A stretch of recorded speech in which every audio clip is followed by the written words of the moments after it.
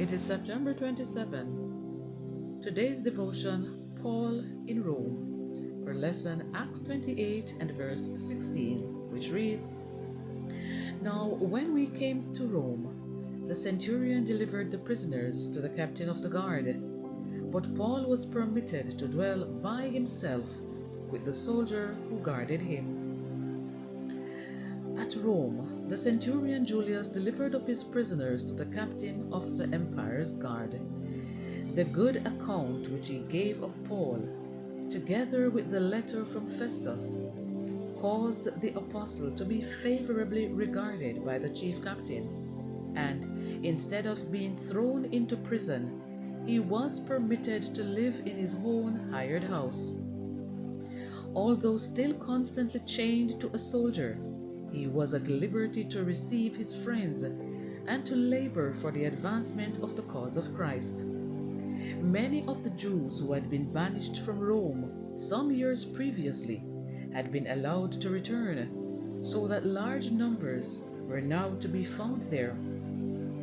To these, first of all, Paul determined to present the facts concerning himself and his work before his enemies should have opportunity to embitter them against him.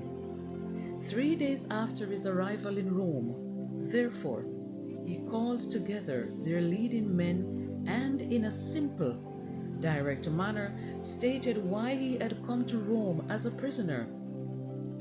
Men and brethren, he said, though I have committed nothing against the people or customs of our fathers, yet was I delivered prisoner from Jerusalem into the hands of the Romans, who, when they had examined me, would have let me go, because there was no cause of death in me.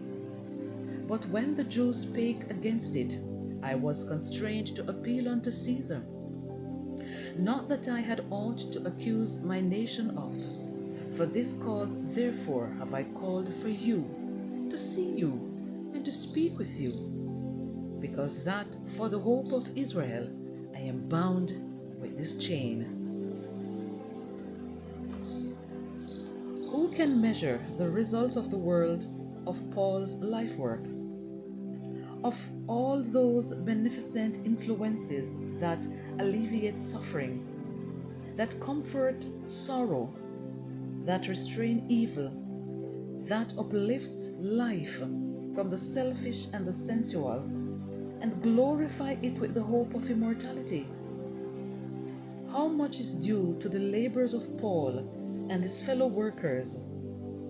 As with the gospel of the Son of God, they made their unnoticed journey from Asia to the shores of Europe. What is worth to any life to have been God's instrument in setting in motion such influences of blessing? What will it be worth in eternity to witness the results of such a life work? God bless you.